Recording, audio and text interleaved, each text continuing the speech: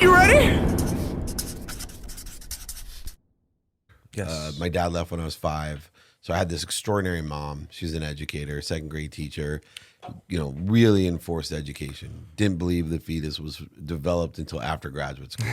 So a shitload of pressure. I mean, I have, for those who follow me and those who don't, I have like the classic joke about my mom. She was a black belt in the martial arts, right? Third degree black belt in the martial art of Jewish guilt. Yeah. And so, and I tell people, I'm a parent of 4. It's the most important thing that I'm doing. It's the most truly purposeful thing I do, and also the most passionate thing that I do. But my mom taught me how to raise kids, and there's just 2 things you need to know. Well, really 3. 1, love your kids no matter what. Right. But more importantly, wake their asses up by 5 a.m. And 2, guilt them.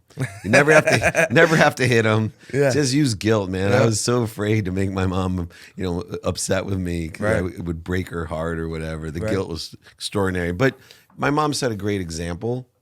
She was an extraordinary educator, a catalyst to so many people in my life, but terrible businesswoman, terrible relationship with money.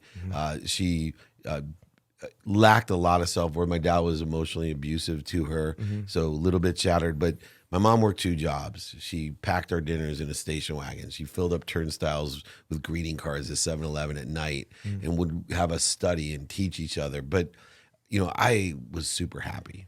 And I think it's important because through these 3 phases of understanding of what people have, you can live in a world of not enough, just enough, or more than enough. And although like I had nothing, like sometimes it was tough to eat. A good day out for the Meltzer kids was we would get 2 large French fries in a big bowl and 6 kids get to share it. We had a 2-bedroom apartment, but I was super happy. Right. Like, super happy. That's all you knew, too. Yeah, all I knew. And my mom, only time I wasn't happy, my mom would cry when the financial stresses got bad. She had too much pride to ask her parents for help or others because they told her probably not to marry my dad, and a whole bunch of things you learn later on in life. But I was sitting there and I'd see my mom crying because the car broke down, figuring out how we're going to have money for food or something.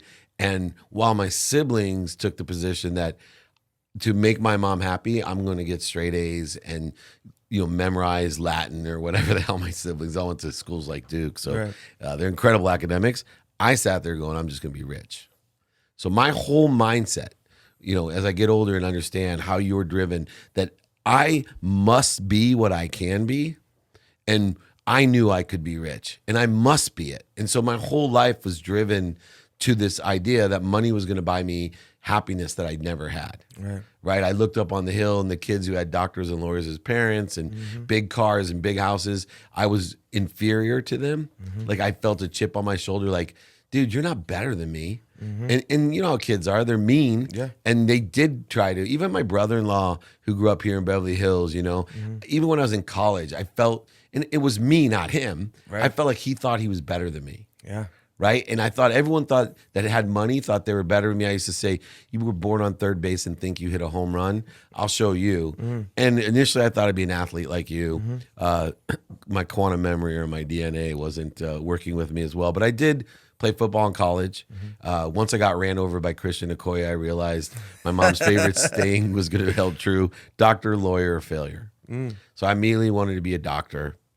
Then I learned from my oldest brother that was doing his residency that doctors needed to be in hospitals. And so this is when that big lesson of my life changed. And this is a weird way to learn it, but I told my brother, I don't want to be in hospitals. And he's like, dude, you're 18, you're pre-med at a great college. God knows you're not going to be a professional football player. What do you mean you don't like hospitals? I'm like, well, I'm going to be a sports doctor. I'll be in the training room on the sidelines. He's like, you're a moron. But then he gave me the best advice. Be more interested than interesting.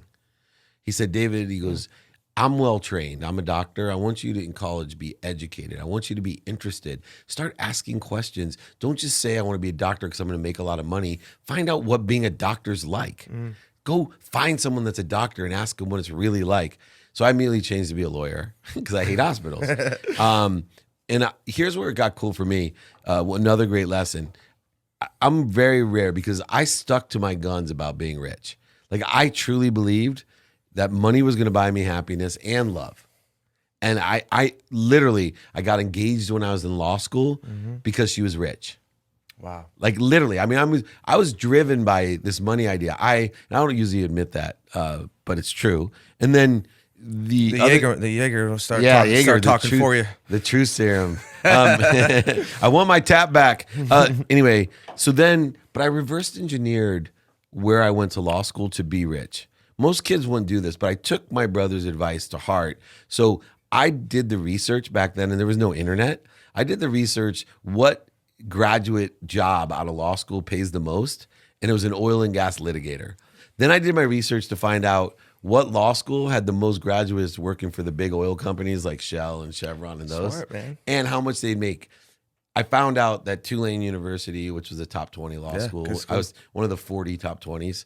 Anyway, I can say that as a dad now. Yeah. Anyway, I literally reverse engineered. They had the best maritime law program, oil and gas program. And I went there to be rich. And I was so laser focused. People, they would come up with these BS in law school. I'm here. I'm going to be a legal aid. I want to help people. I want to change this. I'm an environmental lawyer. I'm a sports lawyer, all this stuff. And I'm like, oh, I'm going to be an oil and gas litigator. Oh, why? I was like, make a lot of money. Exactly. Literally, I tell everyone. Like my nickname in college was Money. I was so money driven. I defined myself by money. Everything was money. Graduate law school, did really well. I got the job.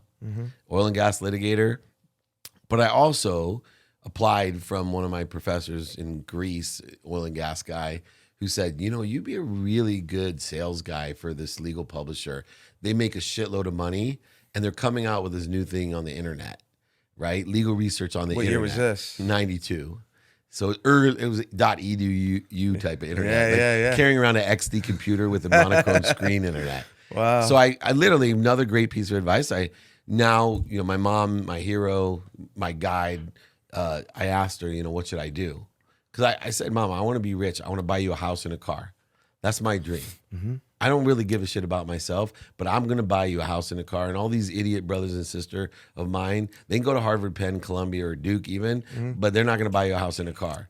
My dad told me the A students, they teach the world, the B and C students run it. I'm going to run this world for money.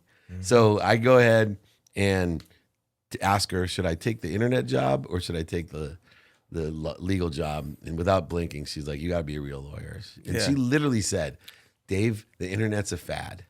Do not do it. And that's where the big lesson, number 2, being more interested than interesting. I probably tell myself 10 times a day and teach people 10 times a day. I love that. Till it gets old. But this one, just because someone loves you doesn't mean they give you good advice. My mom still gives me advice on being a parent. I put her on speakerphone today, and literally they could tell I was taking advice on parenting. My mom even said to me, she was talking about this get a gift business and me and this other Jeff Fenster entrepreneur that I mentor. Yeah. And she's like, yeah, her and her mom we were teasing that you guys learned your business acumen from us. But I'm like, Mom. And she's like, but, so I forget what her term was, but everyone can't be good at everything. But when it comes to parenting, honey, I'm like, you're God. Yeah, she is. And so I learned to start finding people that sit in the situation that I want to be. Don't go ask second grade teachers about the internet. Right. So I took that job, made $1 million 9 months out of law school. Wow. And it just reinforced money, bought love and happiness, because I bought my mom a house and a car, paid off my law loans. And at 24, I just turned 25. I was super happy. And all my friends thought it was the coolest thing ever. Right. They laughed, they snickered, they made fun of me when I took the sales job. Like, can you believe Meltzer? Oh my God, his mom must be shitting. He's not a lawyer. My mom actually made me take the bar because she thought the internet was a fad. Well, when this internet thing doesn't fall, you still have your bar. Yeah. Right? Anyway, 2 years later, everyone was begging me for a job. Wow. And that's a great lesson, because even, one of the scariest things I did in my career, we'll get to losing everything, was when I made it all back and built a brand for myself and started to speak, write books, and then the social media stuff. So many people made fun of me. Imagine being 50 years old and being successful again, right? And now you're going not only on the internet doing videos like Tony Robbins, but speaking on stages and writing books and totally illuminating what mistakes that you've made. Right. That now just isn't on a stage in front of 500 corporate executives, you know, Yeah. where you get paid some coin. But, you know, there's millions of people now that everywhere. you're sitting there going, look, I did this. I'm a manipulator, right? All the things I lost over $100 million, all this stupid shit. Well, people are making fun of me, laughing at me. And now again, they're applauding me, right? And it's amazing. And I see the biggest problem with social media and being young, the audience that you're trying to inspire, is they define themselves by how much they make, by what they do, but worse, what other people think of them, or they're voting for what other people want for them, and then they elect it in their lives, and they're resentful. I know. And they don't, other people do it for the right reasons. Like my mom's reasoning is to keep me secure and safe. Right. I think that's the internal nature of a mom. Of course. I birthed you. I'm supposed to keep you alive. Yeah, guiding you the Yeah, I'm best not way going to she put sees. you out there, you know, jumping off of bridges with skateboards. Right. Right? Absolutely. Or risking all your money. Right. You know, I want you to be secure. Right. Anyway, that money kept driving me. I went to the Silicon Valley, learned how to raise money, which, by the way, I still think is an underrated skill. And Learning to you'll raise get money? this. Yeah, people don't teach raising money, right? I should do a micro course on freaking how to raise money, Sign me up. right? Not just to pitch, but talk about no matter what the economy's like, one of the best skill sets in the world. Absolutely. I'm a freaking great money raiser. Whether for charity or for business, there's nothing better you could do than be the guy that could raise money. Because there's rich, and then there's the guy that can raise money from the rich people. I won that Variety Magazine Sports Philanthropist of the Year. Variety Magazine's, philanthropy, humanitarian, the sports humanitarian of the year. But it was Matthew McConaughey, Morgan Freeman, Seth Rogen, like Wow. Gina Rodriguez, Olivia Wilde, and Dave Meltzer. Wow. And so, like, literally, what do you do as a speech when they put you between Morgan Freeman and Matthew McConaughey? So I got up there, and they had a green, the whole screen up there, and they said, "Do not go off script." So what do? I off went script. right script, right? So I got up there and I said, and it's the epitome of what I believe. I said, number one, I know you're asking yourself two questions. One, who the hell is this? And two, why would they give a sports agent a humanitarian award? Right. But then I said, look, I'm not a philanthropist. I'm a philanthropimp, right? Because I pimped out more celebrities and athletes for charity because I know how to raise money, right? I pimp them out. Right. Like you, Right. you and I both know how to pimp out our famous friends Yeah, for for sure. good purposes and Yeah. good intent, right? You're using all your great friends from Post Malone to Goff to Larry King Right. to teach people. Right. Right, selflessly. Absolutely. So I think raising money is, if you're out there and you're wondering, like, what should I do? You know, build a skill set. Learn how to raise money. Right. You ready?